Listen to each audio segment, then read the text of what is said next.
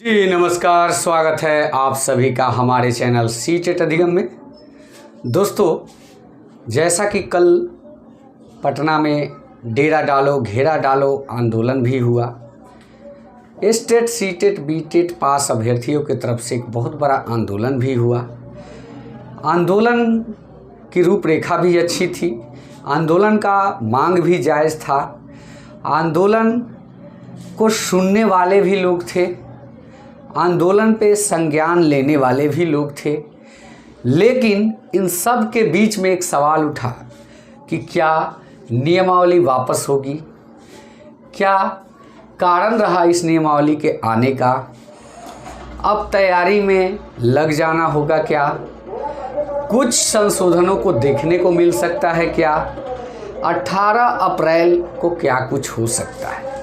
जी हाँ, तमाम अभ्यर्थी पूरे बिहार प्रदेश से पटना में जुटे हुए थे और सबने अपनी राय व्यक्त की कि नियमावली वापस होनी चाहिए और पिछले तरीकों से जिस प्रकार से नियोजन हुआ उस प्रकार से हम अभ्यर्थियों का नियोजन होना चाहिए। स्कूलों में भेजने के बाद अगर समान कार्य के बदले समान वेतन निर्धारण करने की सरकार की मंशा होगी तो एक छोटा परीक्षा या फिर किसी भी प्रकार की परीक्षा को लेकर राजकर्मी का दर्जा दिया जाए।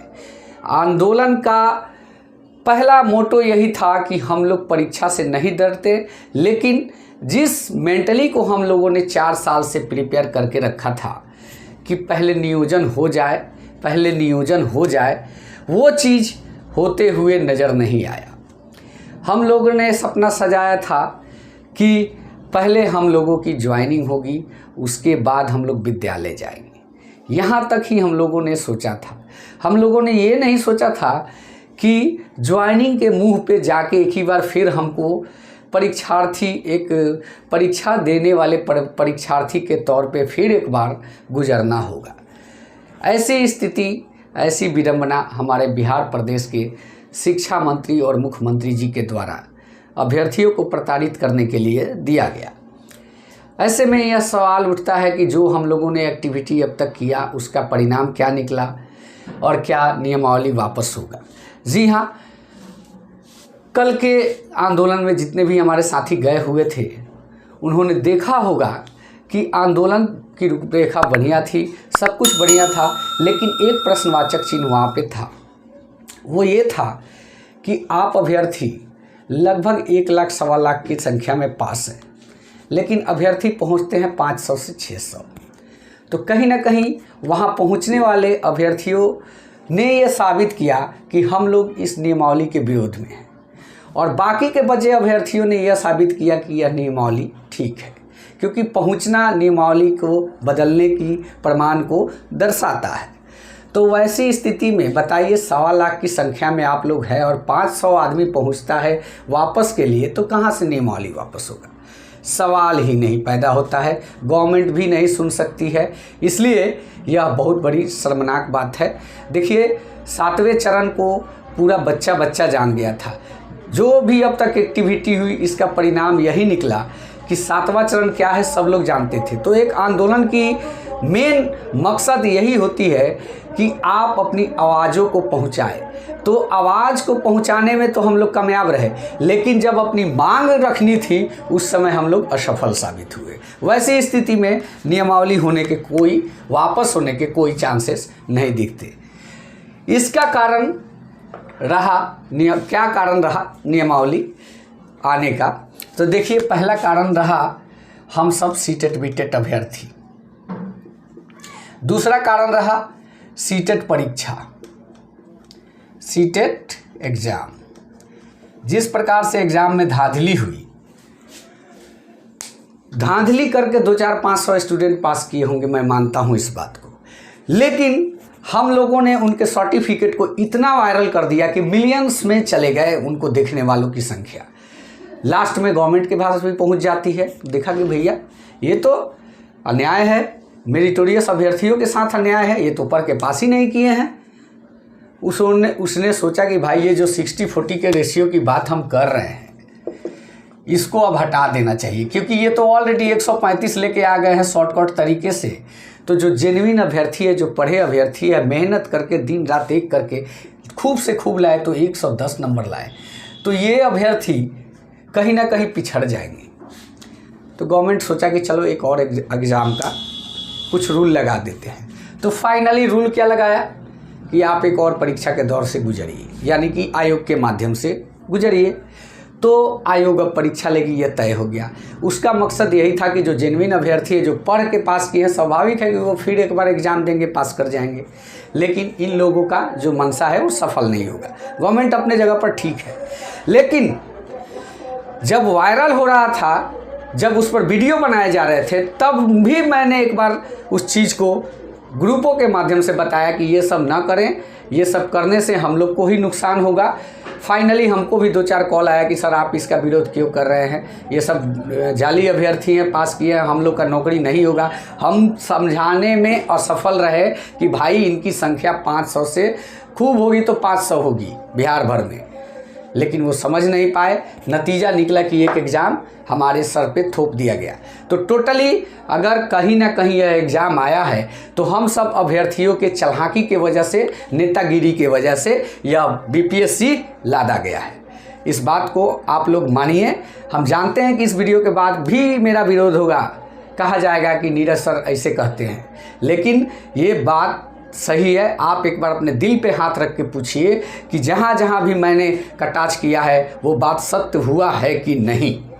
आप लोग एक बार अपने आप से पूछिए। हमारी बातें थोड़ी कड़वी होती है, लेकिन उसमें सच्चाई बिल्कुल होता है। अब लग जाना होगा तैयारी में। जी हाँ, ये बात सही है, अब तैयारी में लग जाना होगा, क्योंकि कल की संख्या और कल की आंदोलन की रूपरेखा ने यह साबित कर दिया कि अब तीसरा विकल्प नहीं है, परीक्षा तो होके ही रहेगी। तो अब इसके लिए तैयारी में लग जाना होगा। मैं अपने प्राइमरी के सभी साथियों को कहना चाहूँगा कि बेसिक चीज़ें ही होंगी, कुछ ज़्यादा इधर उधर का नहीं है। मात्र 2 महीना दिल से यार वो आप तैयारी करो, बिल्कुल निकल जाएगा। कहते हैं ना, कौन कहता है कि आसमान में सुराग नहीं हो सकता है, पर एक पत्थर तो तबीयत से उछालो यारो, बिल्कुल आसमान में सुराग हो सकता है। क्योंकि यह प्रमाण है कि आपने दिन रात एक करके एक बार सीटेट क्वालिफाई किया, अच्छे नंबरों से क्वालिफाई किया। तो यहाँ पे ध्यान देने वाली बात यह होगी कि जो हम लोग के सब्जेक्ट में शामिल नहीं था, किसी भी एग्ज़ाम में पहले हम लोग का माइंडसेट होता है कि जीके, जीएस, मैथ, रीजनिंग यही पूछेगा, लेकिन सीटेट क्या पूछता है, बिल्कुल उससे अलग। यानी कि उसमें जो भाषा का भी प्रयोग होता है उसके बारे में भी हम लोग को नहीं मालूम होता है, लेकिन हम लोगों ने पढ़ के उस चीज़ को भी मालूम किया, फाइनली सीटेट को भी पास किया। तो जो पहले से आपको मालूम है जीके, जीएस और मैथ, रीजनिंग के बारे में, तो क्या आप ये समझें कि क्या उसको एक बार रिवाइज करके आप नहीं पास कर सकते? बिल्कुल कर सकते। ये कहने में सबको लगेगा कि थोड़ा मतलब कि ऑड है, लेकिन ऐसा नहीं है। हम लोग को मेहनत करना होगा, ये सही है। हम मोटिव के लिए इस बात को कह रहे हैं कि पास कर सकते हैं, लेकिन एक बात और जान लीजिए कि पढ़ना तो पड़ेगा। और बात आती है कि कुछ संशोधन देखने को मिल सकता है क्या? तो देखिए, कुछ संशोधन की गुंजाइश तो बनती ही बनती है, क्योंकि निगेटिव मार्किंग की जो बात की जा रही थी, अब सुनने में आ रहा है कि यह हट गया है। तो निगेटिव मार्किंग अगर नहीं रहता है तो हम लोग के लिए बेटर होगा। लेकिन हमने हेडमास्टर की जो बहाली हुई है उसमें आप जाके देखें उस क्वेश्चन पेपर को, तो एक ऑप्शन होता है 5 नंबर का ऑप्शन, जिसमें दिया है इनमें से कोई नहीं और इनमें से सभी। तो ये ऑप्शन थोड़ा सा अभ्यर्थियों को किरकिरी पैदा करेगा, लेकिन उस पर ध्यान नहीं देना है, आप बिल्कुल पास करेंगे। तो कुछ संशोधन की गुंजाइश है, अगर निगेटिव मार्किंग हट जाती है तो कहीं ना कहीं हम लोग के लिए बहुत अच्छा होगा और सभी लोग पास भी करेंगे। 18 अप्रैल को क्या कुछ हो सकता है? देखिए, 18 अप्रैल को एक बार फिर कैबिनेट की बैठक है और उसमें कुछ संशोधन जो अभ्यर्थियों के द्वारा दिया गया है वो संशोधन होने की गुंजाइश है। और हो सकता है कि उस दिन शाम तक नियमावली की पूरी रूपरेखा आप लोग को देखने को मिल जाए, क्योंकि जो अभी नियमावली आया है वो चंद पेजों का, कुछ पेजों का नियमावली आया है, पूरी तरीक़ा से उसमें पेज भी नहीं है। कैसे क्राइटेरिया होगा, क्या सीटेट बीटेट के मार्क्स भी जुड़ेंगे या फिर यही आयोग का जो परीक्षा होगा उसी मार्क्स के आधार पे आपकी बहाली हो जाएगी, या फिर कुछ वेटेज का भी प्रावधान होगा, कुछ भी ऐसा अभी तक तय नहीं है। जो पूरी नियमावली जब आएगी तो उसमें आपको देखने को मिलेगा। तो 18 को एक बहुत बड़ा बदलाव का भी दिन हो सकता है।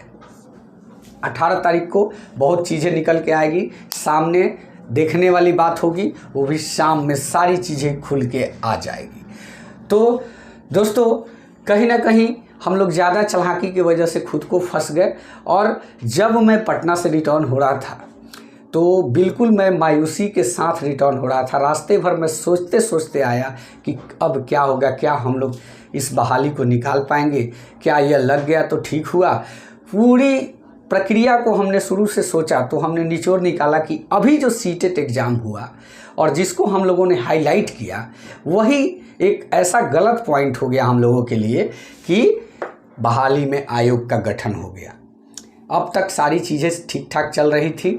पिछली स्टेटमेंट को भी देखे शिक्षा मंत्री के, तो उन्होंने कहा था कि उसका आयोग का काम सिर्फ आपके मेरिट और मेधा को बनाना होगा और ज्वाइनिंग को देना, लेकिन परीक्षा की बात उन्होंने भी नहीं की थी।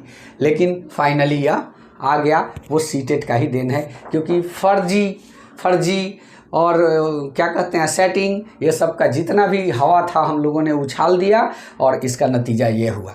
मान सकता हूँ कि सेटिंग से पास हुए होंगे कुछ, लेकिन वो इतने पास नहीं हुए थे कि शिक्षक बहाली को प्रभावित करते और आपके जॉब को मतलब कि प्रभावित करते, ऐसा नहीं था।